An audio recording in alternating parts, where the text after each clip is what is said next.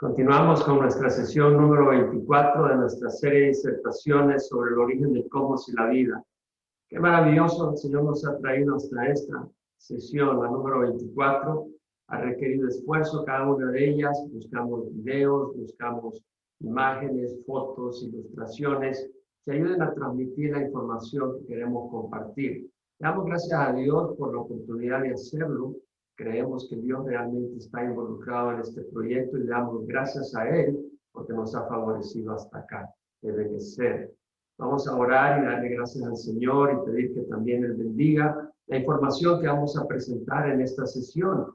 Es una información muy importante para poder darnos cuenta realmente que evolución es una hipótesis totalmente fallida, que no tiene bases sólidas y que realmente la evidencia nos rodea en todos lados, en todos los ángulos, en cualquier disciplina académica, filosófica, que esté basada en la verdad, que realmente hay un creador que nos ama y que la palabra del Señor nos lo confirma y la historia de nuestro Señor Jesucristo en los anales de la historia nos muestran de que estuvo en esta tierra, hizo milagros, murió, resucitó y su palabra nos ofrece vida eterna. Así que vamos a orar. Si no has visto las sesiones anteriores, las 23 sesiones anteriores, te animamos a que las veas y compártela con otras personas. Hay mucha gente que está realmente confundida, engañada, no creen que evolución es cierto y no se dan cuenta del daño tremendo que les hace a su fe y cómo bombardear la credibilidad de las Escrituras. Es un enemigo de la verdad. Vamos a orar. Padre, te doy gracias por la oportunidad de poder presentar este material. Te ruego, Señor, que así como me has ayudado a armarlo, a organizarlo, también me ayudes a compartirlo y abras los ojos de aquellas personas que van a estar expuestas a este material, no solo sus ojos físicos, pero su corazón, para que puedan realmente reconocer al Creador y no solo reconocerle, pero conocerle. Y es en el nombre de Jesucristo que lo pido. Amén. Una vez más, yo desaparezco en la pantalla central, estoy en una pequeña pantallita presentando y explicando las diapositivas, así que con permiso vamos a compartir esta pantalla con la última diapositiva y vamos a buscar la que le corresponde y vamos a aparecer aquí en una pantallita. Estamos en la sección 3 del darwinismo, una evaluación imparcial estamos haciendo y vimos en la sesión anterior de que hay que tener cuidado con las comparaciones. Los evolucionistas se basan en comparaciones y realmente no son sólidas si uno las evalúa y las examina cuidadosamente con un ojo crítico, se desmoronan.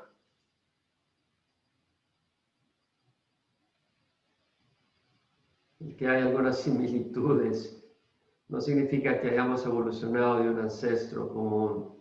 A mí me gustan las manzanas, tengo ojos, tengo nariz, tengo brazos, pero no soy pariente de los simios, de los primates, ni tú tampoco. Consideremos las diferencias en el ADN y la importancia de esas diferencias.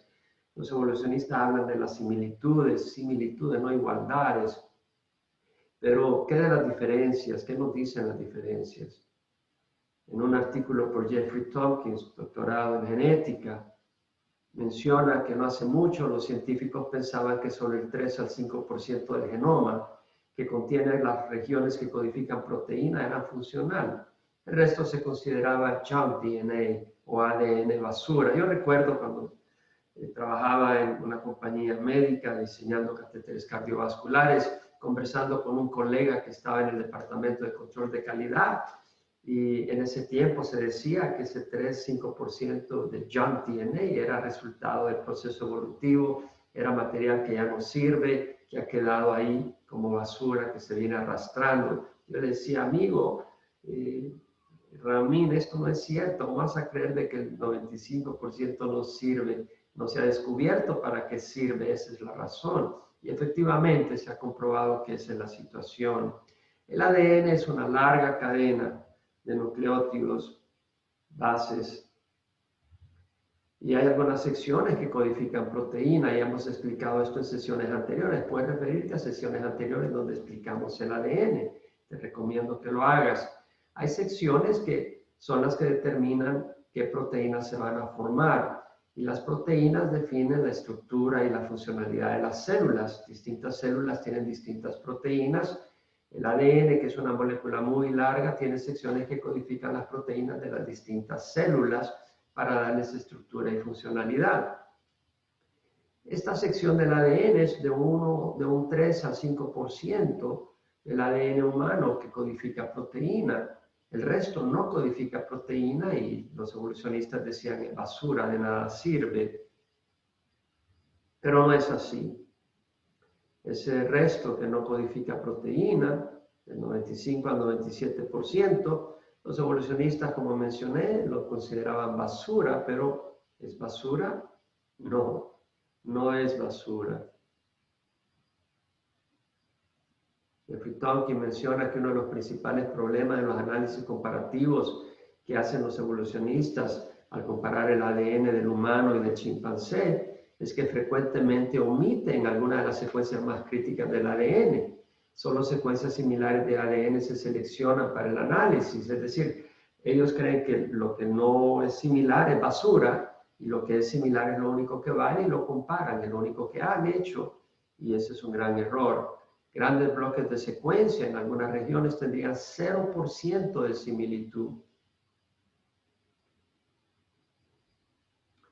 Investigación actualizada está confirmando que lo que hace biológicamente peculiar al ser humano es cómo los genes son controlados y regulados en el genoma.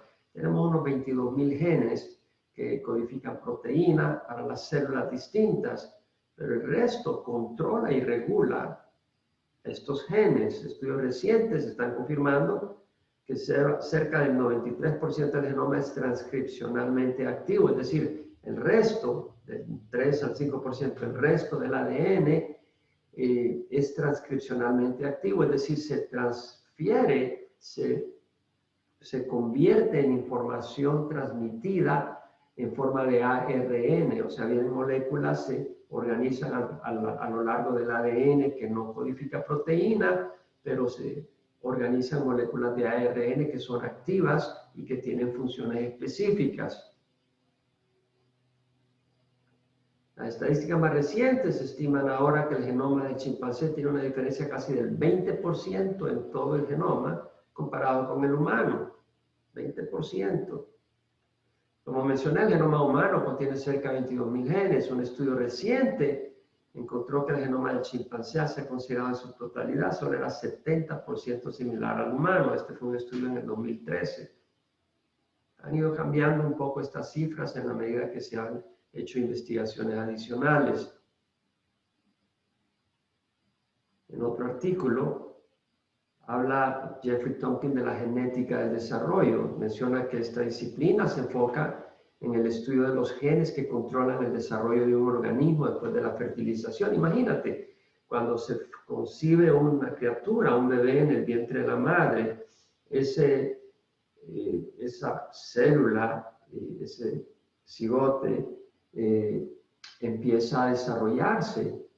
Pero ¿cómo se desarrolla? ¿Quién tiene la información? Está en el ADN, está en los genes, y hay genes que controlan el desarrollo de esa criatura, cómo se va a ir formando los distintos miembros, en dónde van a estar localizados, en qué momento se van a ir formando, y todos en forma armónica y complementaria.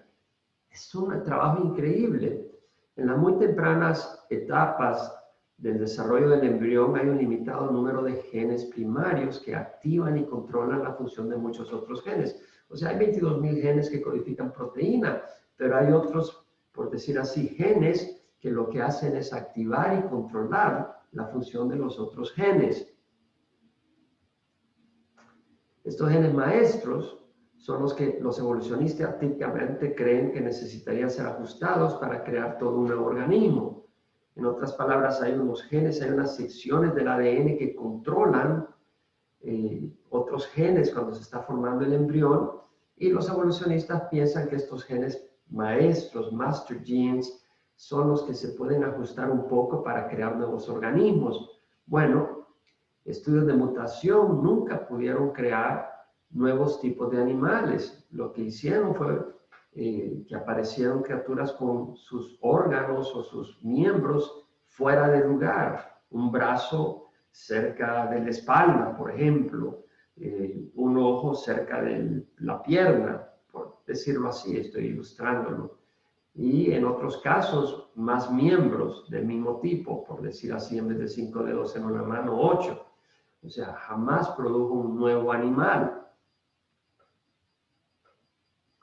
Estos genes maestros controlan principalmente la ubicación y orientación de elementos mayores del cuerpo. No determinan cómo se desarrolla cada parte específica. En otras palabras, hay genes que no definen la forma de la mano, no definen la forma del ojo, pero definen en dónde van a estar localizados en el espacio tridimensional. Imagínate, nuestros ojos están al frente, no detrás de la cabeza. Nuestros dedos están en cierto lugar del brazo, bueno, de la mano, del antebrazo, no están cerca del hombro. Todo eso está definido por estos master genes que controlan la ubicación y orientación de los miembros. La amplia mayoría del ADN humano está involucrado en mantener el bienestar del individuo, no es basura. Y esta es una percepción radicalmente en desacuerdo con lo que los biólogos pensaban antes. La mayoría del riesgo genético de una persona a contraer enfermedades como el asma, el endurecimiento de las arterias, está relacionado con lo que antes se consideraba el ADN basura, lo que no codifica proteína, es muy activo en mantener la salud del individuo. O sea, tenemos el ADN que no solo define el diseño del ser humano o del animal, no solo define cómo se va a formar en el vientre de la madre, pero también define todo un proceso de mantenimiento cuando crece, cómo va a crecer esa criatura y cuando es madura, cómo se va a mantener saludable. Estas son algunas de las cosas principales percibidas en un proyecto de 9 años para estudiar el 97% del genoma humano, que no está formado por genes, o sea, que no codifica proteína. En otras palabras, un estudio de 9 años para estudiar lo que creían que era basura y se dan cuenta que no es basura. Interesante, Ewan Birney del Instituto Europeo de Bioinformática en Inglaterra, un líder del proyecto ENCODE, Encyclopedia of DNA Elements, enciclopedia de elementos del ADN, lo que menciona es, dice, esto fue en el año 2012, en este siglo estaremos investigando cómo los humanos son hechos a partir de este manual de instrucción. Amigo, es un manual de instrucción. Un manual de instrucción no ocurre por procesos accidentales. La nueva investigación ayuda a explicar cómo pocos genes pueden crear un organismo tan complejo como un ser humano. Es decir, hay 22.000 genes y el ser humano es tan complicado. Se dice, bueno, ¿cómo 22.000 genes son capaces de controlar todo el ser humano? Y dice, la respuesta es de regulación, activando y desactivando genes en distintos momentos y en distintos tipos de células y coordinando sus actividades con otros genes. Es donde se encuentra la mayoría de la actividad.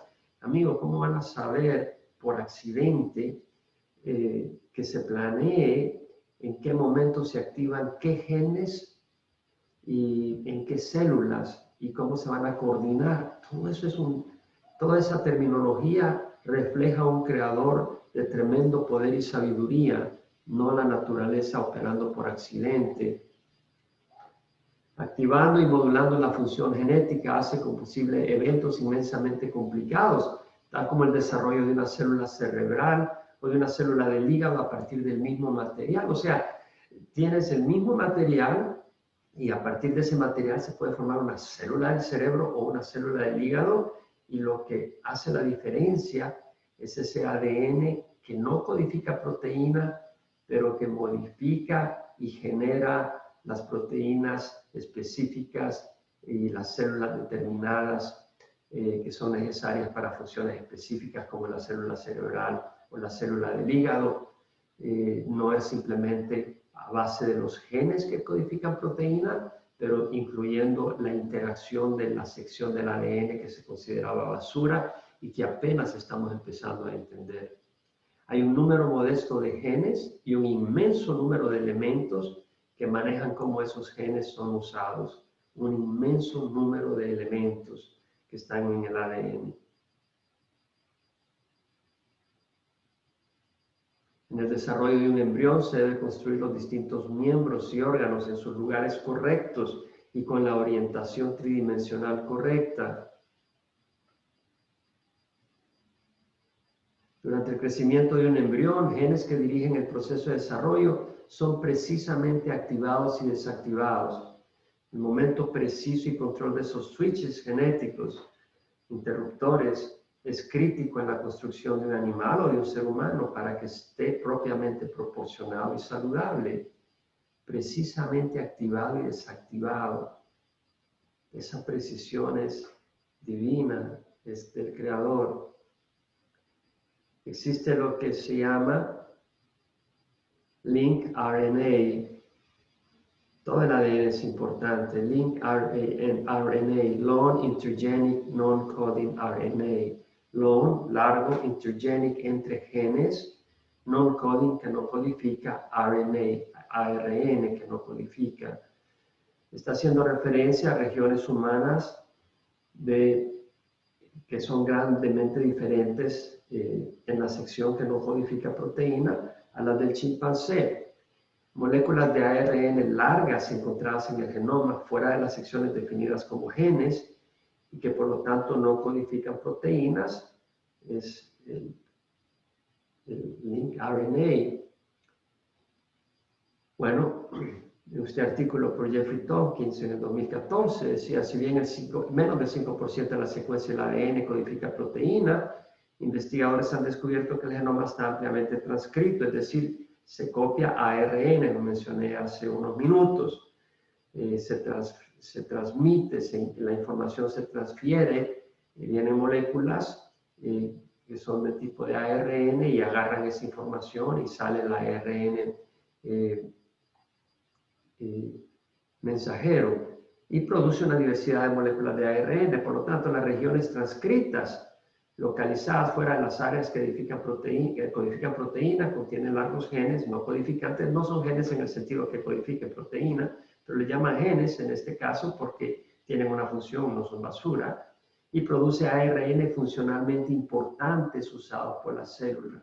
Entonces vemos de que esta sección del ADN que no codifica proteína, vienen moléculas que se le acoplan para tomar la información en forma de ARN y salen a la célula para su función importante que tienen que realizar.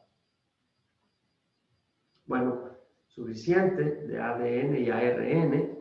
Espero que no se hayan cansado con toda esta explicación, pero es importante para entender de que hay diferencias importantísimas que hacen diferente al ser humano de los simios. Claro, tenemos agua en nuestro cuerpo, tenemos sodio, tenemos potasio, cloro, tenemos nitrógeno, oxígeno, azufre, carbón y otras moléculas, pero no quiere decir de que por eso seamos parientes.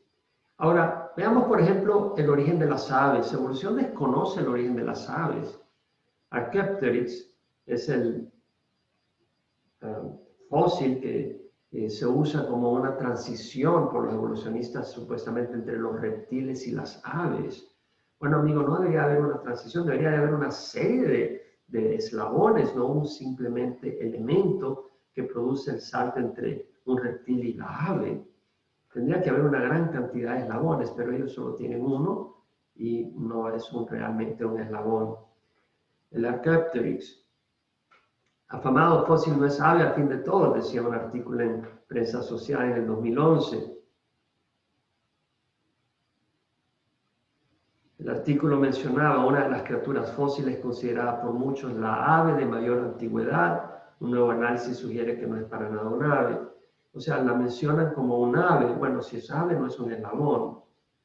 Un eslabón no debería ser ni ave ni debería ser reptil realmente, debe ser un intermedio. Pero bueno, aquí lo mencionan que es considerado como la ave de mayor antigüedad. Y luego dice, bueno, no es una ave para nada en el 2011, después de muchos años. Y dice, científicos chinos están proponiendo un cambio en el árbol evolutivo que saca a Archaeopteryx de la rama de las aves para ubicarlo en una rama cercana a los dinosaurios con apariencia de ave. Entonces ya dice, bueno, no es un ave, es un dinosaurio con apariencia de ave. En otro artículo en el año 2018 menciona que una nueva investigación sugiere que un dinosaurio, o sea, se considera un reptil, el Archaeopteryx de 150 millones de años de antigüedad probablemente podía volar. Es decir, es un hecho científicamente establecido que las aves evolucionaron de un grupo de dinosaurios. Amigo, ¿dónde está científicamente establecido, comprobado que las aves evolucionaron de los dinosaurios? Es una hipótesis totalmente extrema, porque no tienen una respuesta y tienen que imaginarse cosas que son absurdas realmente. ¿Cómo se van a formar las patas y convertirse en alas? ¿Cómo las escamas se van a convertir en plumas? Es absurdo. Nueva investigación, desde el artículo publicado en la revista científica Nature Communications, sugiere que el Archaeopteryx, un eslabón de 150 millones de años de antigüedad entre los dinosaurios y las aves modernas, era capaz de volar por distancias cortas. El artículo mencionaba las paredes de los huesos del Archaeopteryx eran mucho más delgadas que las de otros dinosaurios, de las de otros dinosaurios. Entonces, o es un intermediario o es un dinosaurio. Pero bueno, dice que las paredes eran mucho más delgadas, es decir, no vemos una transición entre el dinosaurio y el ave o el Archaeopteryx. Hay una gran diferencia en el diseño de los huesos de las dos especies. Dice, semejante a la del faisán, que usa vuelo ocasionalmente para sobrepasar barreras o escapar de un depredador, pero no para volar como muchas aves de rapiña o marinas que están optimizadas para vuelo de larga duración. Interesante, el artículo menciona que las aves de rapiña y aves marinas están optimizados para volar en vuelos de larga duración. Sus alas están optimizadas. Amigo, la casualidad no optimiza alas. No como muchas aves de rapiña o marinas que están optimizadas para vuelos de larga duración. Esto habla de creación, no de evolución. Esto muestra diseño, no accidente. Las alas de ciertas aves han sido optimizadas para vuelos de larga duración. Si Archaeopteryx es una especie en transición entre dinosaurios y aves, como dicen los evolucionistas, ¿por qué no se hallan restos de estas especies en todo el mundo? Las aves están en todo el mundo, en las islas, en los continentes, hay pájaros por todos lados. ¿Por qué no hay restos de Archaeopteryx en todo el mundo? Si las aves son tan comunes, deberían de haber estos fósiles en todas partes. Si es una especie en transición entre dinosaurios y aves, ¿dónde están los órganos o miembros en transición? No vemos ningún órgano en transición y no vemos ningún hueso que nos indique que está en transición, que está medio formado. Todo está perfectamente formado. Se han encontrado restos fósiles de aves modernas en estratos inferiores al de Archaeopteryx. Si se han encontrado restos de fósiles de aves modernas en estratos inferiores, el Archaeopteryx no puede ser el predecesor de las aves modernas.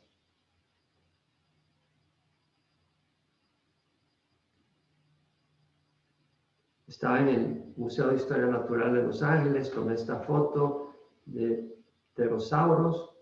Son maravillas biomecánicas, mencionaba el tablero donde aparecía este fósil. Y decía, los pterosauros eran maravillas biomecánicas. Los huesos de sus alas, por ejemplo, eran tubos huecos, livianos, de paredes más delgadas que naipes de juego. Maravillas biomecánicas. Eso no me habla a mí de diseño casual, eso me habla a mí de diseño maravilloso de parte de un creador. No, la palabra diseño casual no tiene sentido, la casualidad no produce diseño. Pero ellos creen en un diseño producido por la casualidad, mucho menos una maravilla biomecánica. Sus alas están estabilizadas por fibras largas que le permitían ser estiradas y recogidas como abanico. Otras cualidades ingenieriles que optimizaban su capacidad de volar eran una membrana en la cola para balance.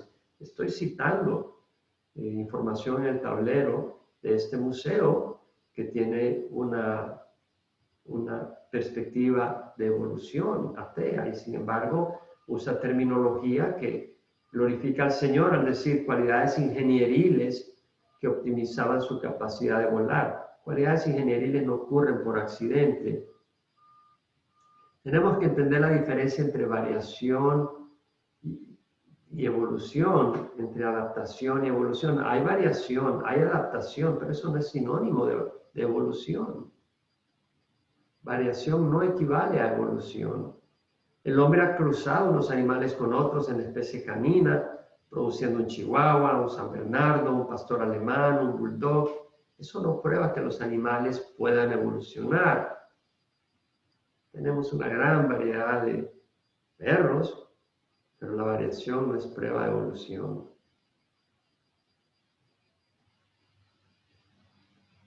Variaciones horizontales, como la vemos entre los perros. Hay distintas razas, distintos tipos de perros, pero no es lo mismo que variaciones verticales.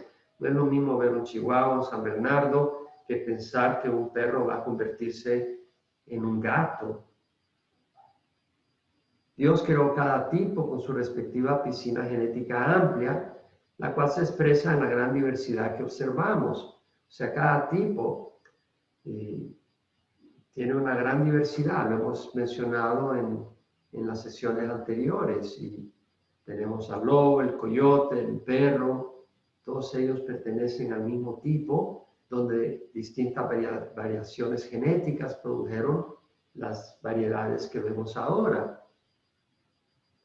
La diversidad permite la preservación en varios ecosistemas, pero nunca vemos que un tipo traspase sus fronteras. De nuevo, nunca vemos que agarremos los perros y empecemos a cruzarlos y de ahí salga un gato. No hay evidencia real que variaciones horizontales pequeñas se acumulen hasta producir un nuevo tipo, un nuevo tipo de animal. Jamás veremos que un perro salga un gato tocando la mandolina. De un perro no saldrá un gato que toque mandolina jamás. Mucho menos de una lombriz saldrá un ser humano capaz de inventar la quinta sinfonía de Beethoven. Qué ilógico sería. Pero eso es lo que cree evolución.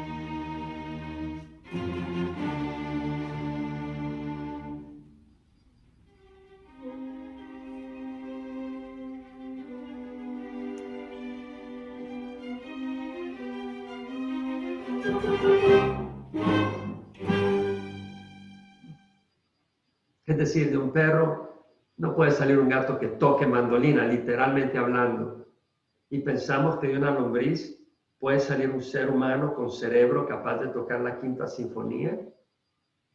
O sea, hagamos la comparación. Te dio risa cuando presenté la imagen del perro y la del gato tocando la mandolina. Nadie diría que eso es posible. Y sin embargo, estamos enseñando en las escuelas que de una lombriz salió Beethoven. Amigo, qué ciego estamos. De un perro no saldrá un gato que toque la mandolina, mucho menos de una lombriz saldrá un ser humano capaz de diseñar naves espaciales.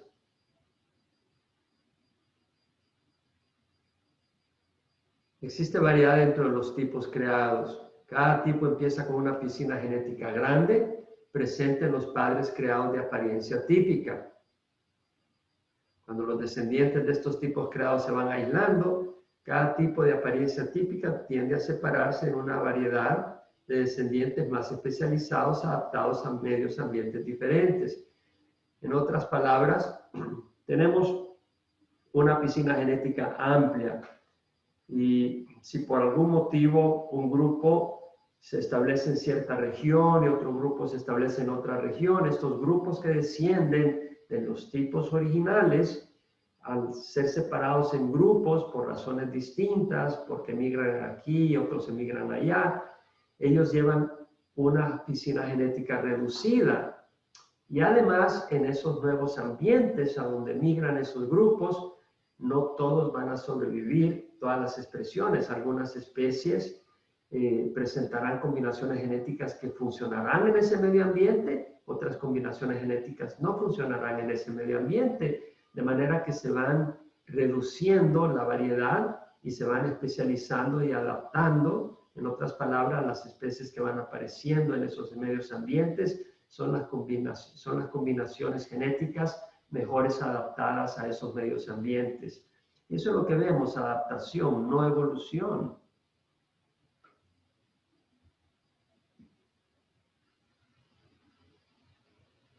Aquí tenemos varios niños poniendo sus manos con distintas tonalidades de piel.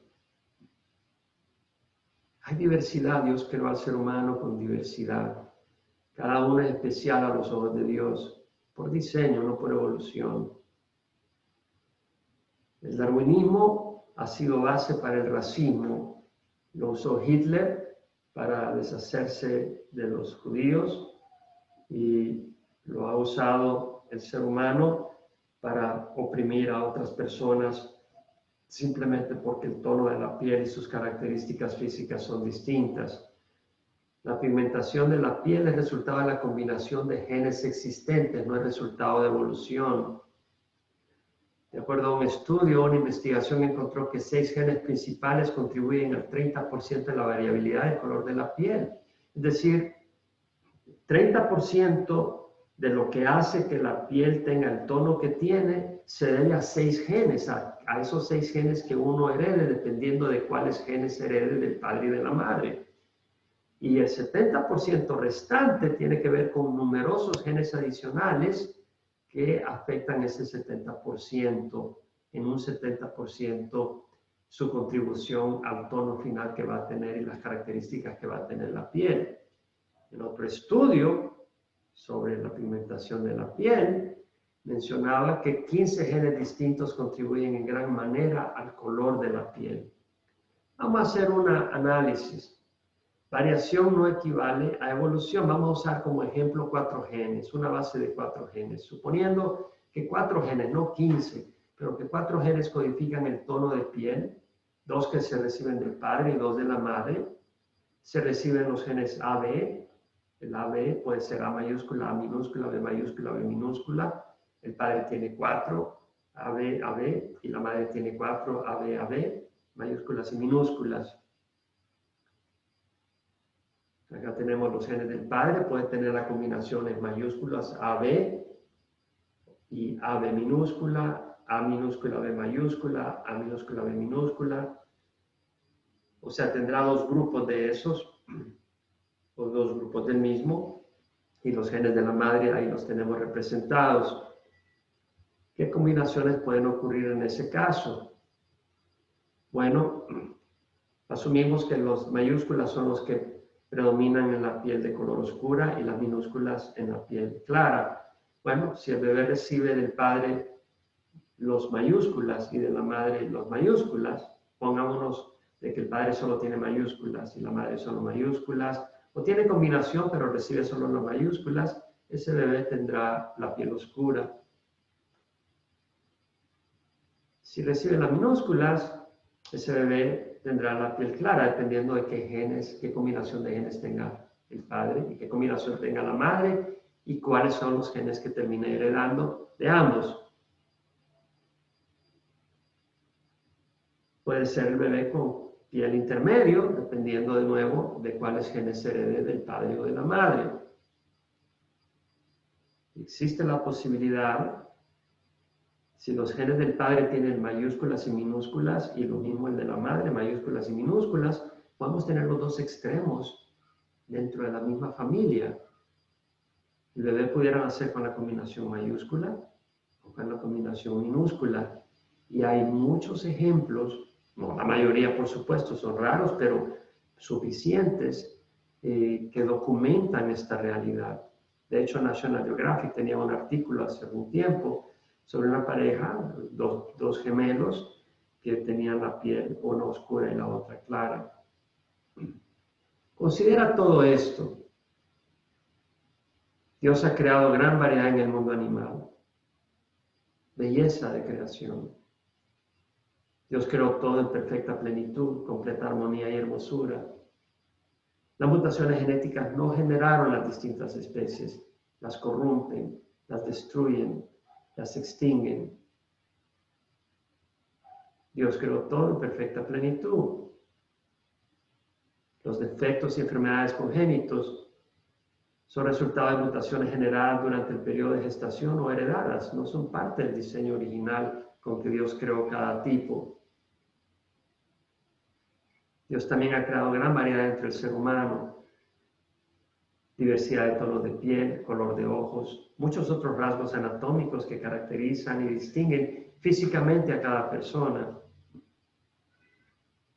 Pero todos tenemos en común un mismo creador y la necesidad de amar y ser amados. Todos nacemos con esa necesidad, con ese vacío en el corazón. Queremos llenarlo del amor y tenemos una necesidad de dar amor. De hecho, las personas que son egoístas se mueren emocionalmente, espiritualmente. El egoísmo destruye porque hemos sido creados para amar y también para recibir amor. Necesitamos grandemente ese amor. Tenemos en común también el estrago que el pecado ha hecho no solo en nuestro medio ambiente y en la salud física y el ADN de cada uno, sino sobre todo en nuestra salud moral y destino eterno. Todos vamos hacia un destino separado de Dios toda la eternidad, a menos que recibamos la sanidad que necesitemos, porque la inmoralidad, la corrupción, la falta de rectitud nos aleja y nos separa de un Dios perfecto y puro. Fuimos creados a la imagen de Dios, pero al entrar el pecado al mundo, esa imagen quedó distorsionada, empeorando y degradándose cada día más, conllevando a la separación eterna de nuestro Creador. Estamos aislados, nacemos separados de Dios y el corazón no haya paz hasta que entre en armonía con su Creador. Entre en comunión con su Creador porque hemos sido creados para comunión con Dios. Pero nuestro Creador, quien nos ama con amor inmenso, ha resuelto nuestra condición enviando la curación. Jesucristo, su obra salvadora en la cruz. Jesús fue a la cruz y murió en la cruz por nosotros para pagar el costo de nuestra rebeldía, de nuestra falla, de nuestra enfermedad moral. Él fue y pagó por nosotros en nuestro lugar. De tal manera amó Dios al mundo que dio a su Hijo unigénito para que todo el que crea en Él no se pierda, mas tenga vida eterna. Jesús fue a la cruz, Él pagó el justo por los injustos, de manera que los injustos podamos recibir la entrada como justos al reino de Dios y tengamos comunión con Dios. En esta ilustración vemos la tumba donde Cristo fue puesto después de haber muerto en la cruz por nosotros. Esa tumba, 3 días después, la piedra que cerraba la entrada fue removida por el ángel para que vieran que Jesús había resucitado y se le manifestó a los suyos. Y Jesús se quiere manifestar a tu vida, así como se ha manifestado a muchos otros, y darte vida eterna. Jesús prometió venir por los suyos. Jesús va a venir de regreso. La Biblia prometió que iba a enviar Dios al Mesías para salvar al mundo. Y vino y lo salvó, no librándonos de las opresiones militares o de gobiernos dictatoriales, pero liberándonos de la dictadura del pecado y de la condenación eterna. Iba a regresar para que los suyos podamos estar con Él toda la eternidad. Y si tú mueres antes y has recibido a Cristo, pasas a la presencia del Señor y un día te dará un cuerpo nuevo. Esa es la promesa de Dios. Esa es la esperanza que tenemos.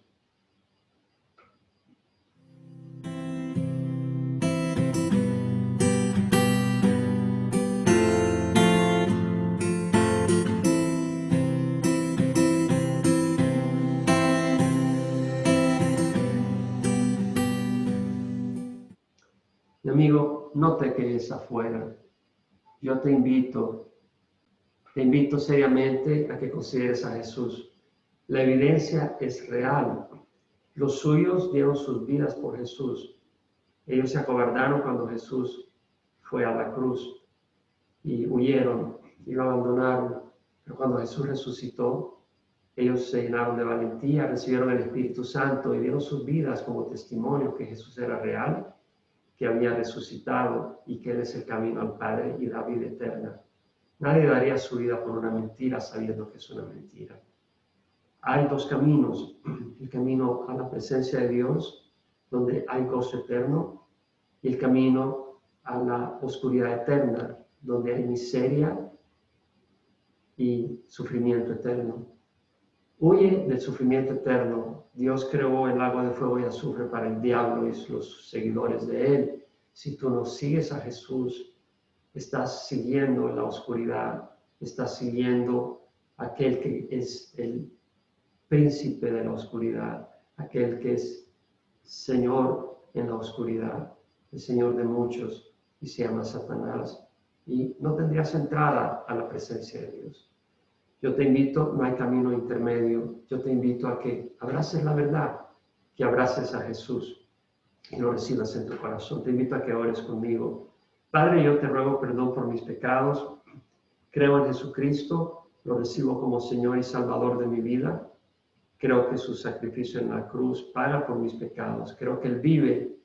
Y, Señor, te ruego que me des tu Espíritu Santo para caminar en la luz y en la verdad, y para poder entender tu palabra, para poder conocer tu voluntad y hacerla.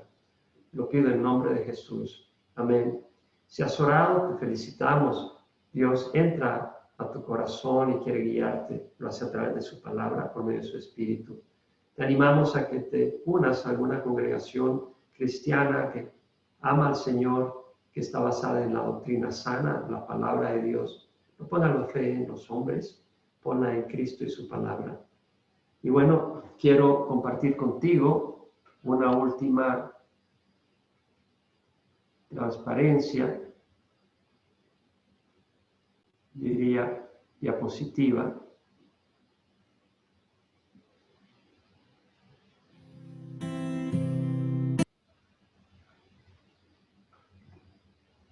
Aquí terminamos la sesión 24.